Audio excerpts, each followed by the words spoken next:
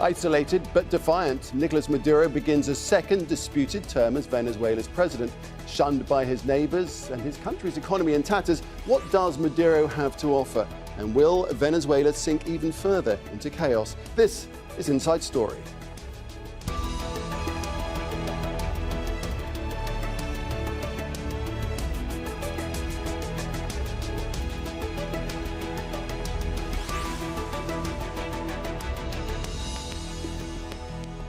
Hello and welcome to the program. I'm Nick Clark.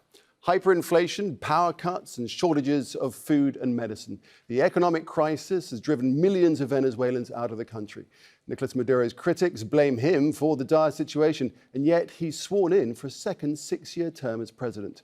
The poll was marred by allegations of vote rigging. His opponents are challenging his right to lead the country and calling for new elections. Teresa Bo has more now from Caracas.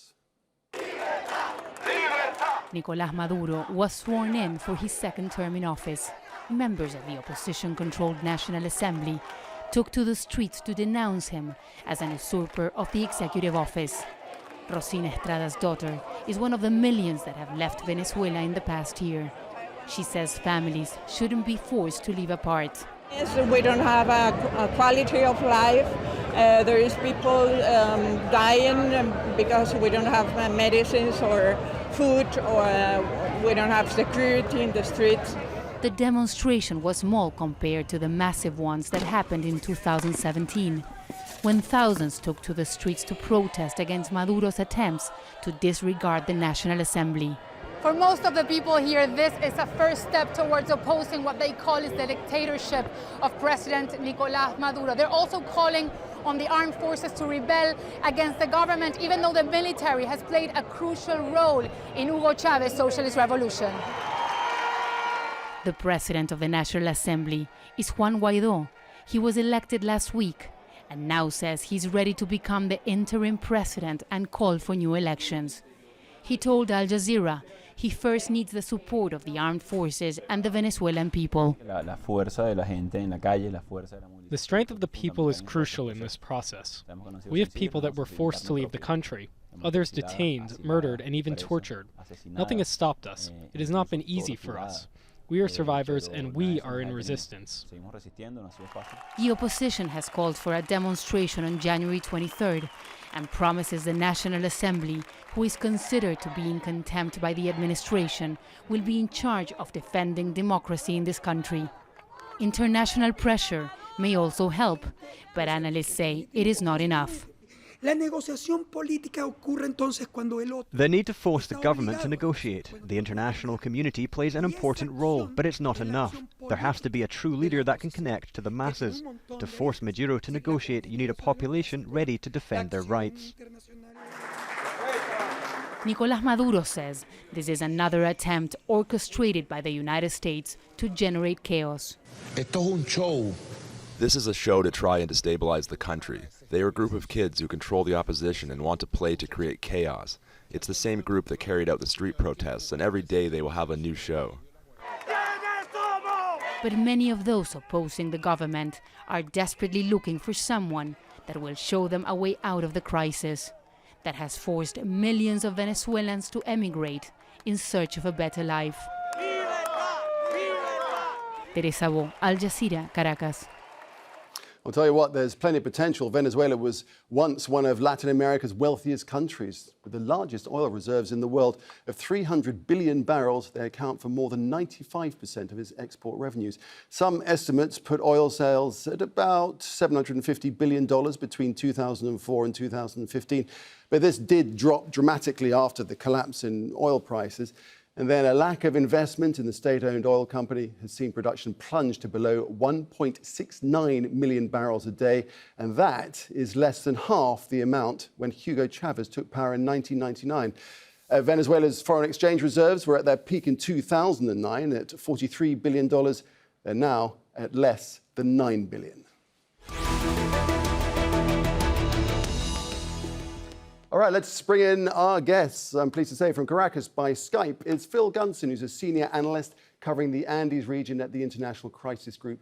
Then we have in Washington, D.C., Sonia Schott, specialist on Latin American relations with a special focus on Venezuela. And then from Merida, also in Venezuela by Skype, is Paul Dobson, a journalist for VenezuelaAnalysis.com. Thank you all for joining us at this important discussion. Paul Dobson, if I could start with you, let's begin with the election itself. Those who believe that Nicolas Maduro was free and fairly elected are in the minority, to say the least. Is that what you think? Is that what you say? Well, I think it's important to remember that the international press doesn't necessarily represent the views of the governments of the world and the peoples of the world. The elections here in Venezuela were overseen by independent electoral experts, observers, observers, who unanimously declared that the elections were free, fair and transparent. This included members from the African Union, from the CELA, which is the Council of Electoral Experts of Latin America, and from a whole range of other countries and continents from across the globe. Now, these electoral observers were witness to the electoral process, the day itself, the audits before and after, and a whole range of other elements of the electoral process. And according to them, we have no reason to doubt that the elections were a true reflection of the will of the Venezuelan people in May 20th. OK, let's bring in Sonia Schott. Free, fair and transparent. Is that how you view it? OK, I would like to highlight something. I would like to highlight the position of the opposition, that despite all odds, they are still there, despite all the efforts of the government, the Maduro government, to cripple the opposition, to imprison the leaders, to cut all this. They don't have any room to express themselves, and they are still there fighting for a change, to go back to the democratic path in Venezuela. OK, but as far as the elections are concerned, you accept that they were conducted in a reasonable way, and so that therefore Nicolas Maduro is the rightful president? No, this is what I am trying to say.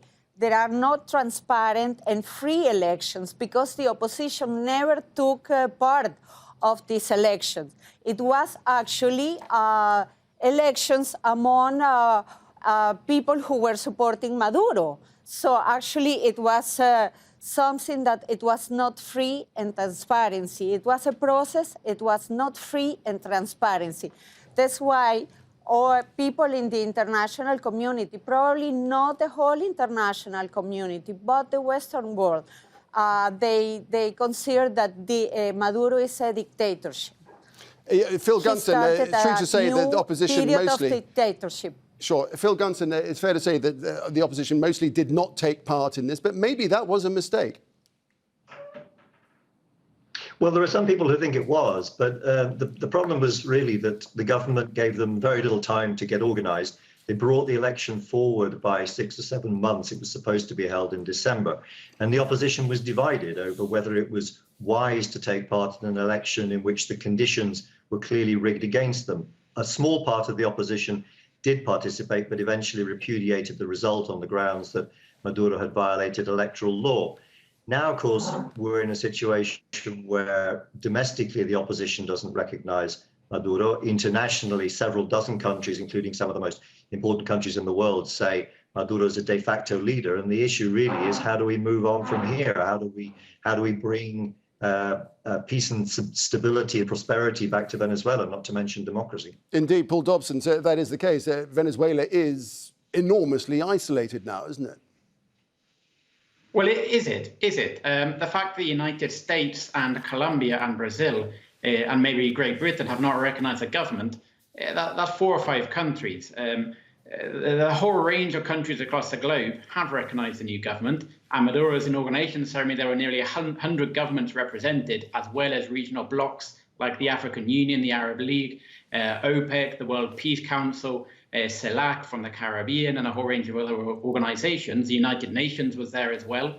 So I think it's very important we break down this Eurocentric or North American-centric view of the world The fact that Washington doesn't recognize a government doesn't mean that the world doesn't recognize it. It's not just a case that they're not only not recognizing it, countries like China they're and Russia, not only not who are recognizing it, the it's also a case of they've explicitly today, Saturday, called for a new government, saying it stood behind Venezuela's opposition-run Congress. And then you have Canada's foreign minister saying, having seized power through fraudulent and anti-democratic elections, the Maduro regime is now fully entrenched as a dictatorship.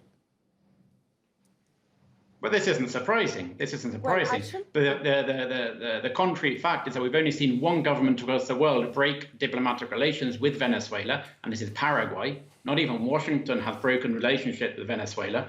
And we've seen some major world powers back the current government: China, Russia, a lot of the countries in the Middle East, in Asia, in Africa, even European countries and so on, and nearly the entire Caribbean and most of South America. They may not like the fact that Maduro won the elections and Maduro is the new president, but this is a different question. This is a political issue. But the fact that the government here, people are saying they're isolated, I think is completely wrong. Sonia? No, actually the European Union doesn't recognize the Maduro regime right now. They consider this government as illegitimate. And on the other hand, why is it so difficult to have a change, a political change in Venezuela when we see the crisis? And it's not the U.S. to blame for all what's happened in Venezuela. It is the Maduro regime, because he was responsible. He is leading, he is ruling the country. So he is the person to blame for what is happening. Why so many people, why so many Venezuelans are leaving the country looking for a new place to start a new life? Because they do not agree on what's happening in Venezuela. Paul, so it's true to say, isn't it, that he has been re-elected having presided over violence, over hunger, over off-the-scale inflation. Shelves lie bare, millions of people have left the country. It's a shambles. Would you say that he's done a good job in his first tenure? I think there's a lot of problems. There's a lot of errors that have been made during his first tenure, without a doubt. Just referring back to one thing which your previous speaker, Sonia, mentioned, if any political change is to come to Venezuela, which in fact most Venezuelans want, this has to come through democratic means. It can't be imposed from the international community. It has to come through elections. And we held elections. We've had 25 elections in the last 20 years. We've had 5 elections in the last year and a half. The fact that the right-wing voters have decided not to vote or haven't registered to vote is their issue. The elections have shown that the majority of the Venezuelans, who are the only people who are able to choose the country's course, the majority who decide to participate in elections want to carry on with the current government, be this the right decision or the wrong decision. This is their sovereign decision and has to be respected. Phil Gunson, what chance of the opposition sorting this out? Because there's no question that they are splintered and they can't present themselves as a cohesive force. Is there a chance that they can produce a viable opposition? Well, I think there is, but it's tricky. It's an uphill struggle. They just, as was mentioned in the introduction, they've just elected a new leadership to the National Assembly, the parliament which they dominate, but which the government has prevented from fulfilling its functions by using the courts against it, to say that the parliament is supposedly in contempt of court, basically stripping it of all its powers. So that leadership is in place in Parliament, but it's very difficult for them to actually act. Their laws have no effect. They're not able, for example, to call ministers to hearings. The government basically doesn't recognize them. So I think the first thing that needs to happen is that the opposition needs to reconstitute itself. It needs to reunite, and it needs to reunite around a coherent and credible plan to bring back democracy in coordination with those countries internationally that are concerned that Venezuela now no longer is a democracy. That's not going to be helped if we have scenes like we had yesterday in Caracas. It's necessary for the opposition to reunite around a coherent and credible policy for restoring democracy. It's necessary for them to reconstitute their leadership. And it's not going to be helped by incidents like we saw yesterday, where the newly elected president of the National Assembly seems to have declared himself article in the Constitution, the National Assembly under certain circumstances to take over the executive, only for that to be subsequently denied. It appears that he didn't do that. People internationally, the Secretary General of the Organization of American States was recognizing him as the president. This kind of confusion really doesn't help. That we need to think clearly and take serious and logical steps to produce a negotiated solution to this. There is a serious danger that violence might erupt if that's not the case. Sonia, is that your fear too, that if there is a gathering on the streets, that it's going to lead to similar scenes that we saw in 2017 when, more than 120 people were killed? Unfortunately, this is not going to lead to any solution. I agree. The best solution, despite if you mention the word negotiation in Venezuela, among Venezuelans, is not really very popular. But this is the only way to find out a solution to the Venezuelan crisis. Why? Because why Mr. Maduro will leave the power? Why? Since he knows that the US and other countries are behind him, are chasing him. It has to be a negotiated solution in order to find the best way for a transition government that to lead democratic elections with a new leader.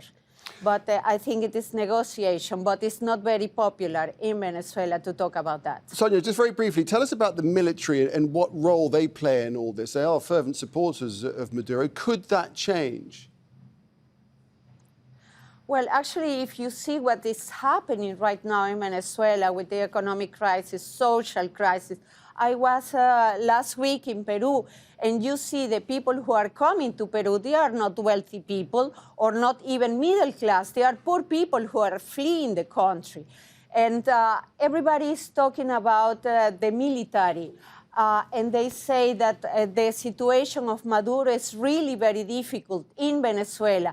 And he's there just only because of the support of the military. Do we want the military to take a step ahead and try to go on the side of the democracy? I am not quite sure. Does that will be a solution? I don't know. I am not sure about that. But everybody seems to believe that that will be the best solution in order to find a way out to the Venezuelan political crisis. Right, and Paul, what do you think? Paul Dobson there in Merida, is your sense that the military will always stay loyal? And why do they remain loyal? Well, I think when we address the question of the military, we can't really look at it without remembering what happened in 2002. In 2002, the military did exactly what Washington is currently calling on them to do again. They stood up against the democratically elected president, and they overthrew him for a short period of nearly 48 hours. This is called a coup d'etat. No? If they were to do this again, as Mr. Trump, as Juan Guaido, and a few other international spokespersons are calling for them to do, this would again be a coup d'etat. This is illegal. This is against the Venezuelan constitution and against democracy. The only way for a change of government in Venezuela is through the electoral ballot box. Right. I understand what you're saying, but my question is it possible that the military could change sides if the situation in Venezuela gets worse, still worse, and then they start being infected themselves by the situation? Could they flip sides? I think it's important to remember that the vast majority of the soldiers, the low-ranked soldiers, I'm not talking about the generals and the majors here, the average soldiers, they're people from the poor parts of the country. They're people who talk to their families, who hear the plights of their families and their friends who are non-military civilians, and they hear about the issues that are going on in the country. They're not oblivious to these issues. They don't. Of course, they see the prices of the goods in the shops, and they see the problems with the transport and a whole range of other issues. They're not cut off from these issues in any way, shape, or form, no. But they are nonetheless loyal to to their leadership structure. And under the Venezuelan constitution, the rule of law in Venezuela, their high commander-in-chief is a president. And yesterday and the day before yesterday, we've seen important statements coming out from the military reflecting this again, reflecting the fact that they are remaining loyal to their legal commander-in-chief, which is a president. Okay, well, so Phil Gunson, we have Nicolas Maduro. He is the president. He's running his second term. He does have some big-name supporters behind him in the shape of Russia, China, Turkey. There's plenty of money. Billions of dollars have been pledged by Russia and China. Could it be that he could just turn things around? I don't think he can turn things around economically. He's had 6 years to do that. He's repeatedly said that he's going to announce an economic package that will solve the problems. He's failed to do that. The situation's got steadily worse. And now, of course, he's under international sanctions. I don't think even the Chinese, who have the money to bail him out, are particularly keen to go on doing that indefinitely. The Russians might be more inclined, but they don't have the money. And I think unless there's a political solution, there's no way that the economic, financial, and social crisis, humanitarian crisis, can be resolved. All of this has to start with a political solution. And as Sonia says, although negotiations are unpopular with a part of the Venezuelan electorate at least, it really is the only way forward. The problem is that the government has never put anything substantive on the table. The government has engaged in what it calls dialogue on several occasions.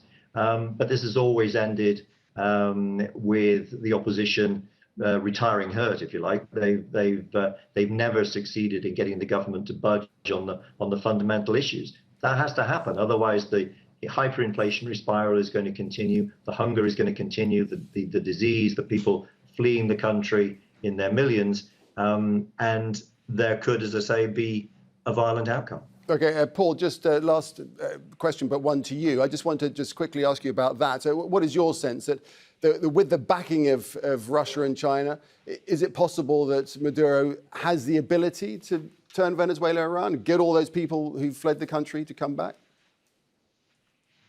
Well, this is a key question, I think, yes. I think what is worth pointing out is that any solutions to the Venezuelan economic problems are not short-term. Any short-term cure or band-aid, let's call them, really won't be solving the inherent structural problems which the economy suffers from.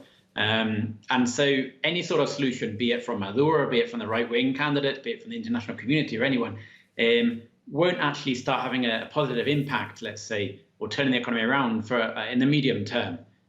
Here I'm talking about changing and diversifying the economy, changing the productive base of the economy, and a whole range of other issues. So I think it's unrealistic to expect a short-term solution. His supporters are giving him more time, very clearly, and we're yet to see a serious economic plan from the opposition, from the other three candidates who competed against him in May's elections. There were 4 candidates in May, Maduro and 3 more. None of them presented a serious economic solution which won the support of the people. Okay, let me just bring in Sonia as for the last week. We're just about to run out of time, so I'll bring in Sonia now just to respond to that. And what's your position on this? Okay, sadly, I think the crisis in Venezuela will have the last word, and the ability or not of President Maduro to deal with the crisis and to overcome the crisis will determine how long Maduro will remain in power or not.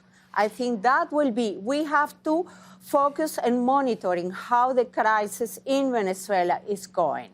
And that will depend on how the political solution will arrive in Venezuela. Well, one way or another, there's still plenty to play out in Venezuela. We appreciate your time. Phil Gunson, Sonia Schott and Paul Dobson, thank you very much indeed for joining us on this important story. And thank you too for watching. You can see the programme again anytime by visiting our website, aljazeera.com. And for further discussion, go to our Facebook page. That's facebook.com/AJ Inside Story. You can, of course, also join the conversation on Twitter. Our handle is @AJ Inside Story. From me, Nick Clark, and the whole team here, it's goodbye for now.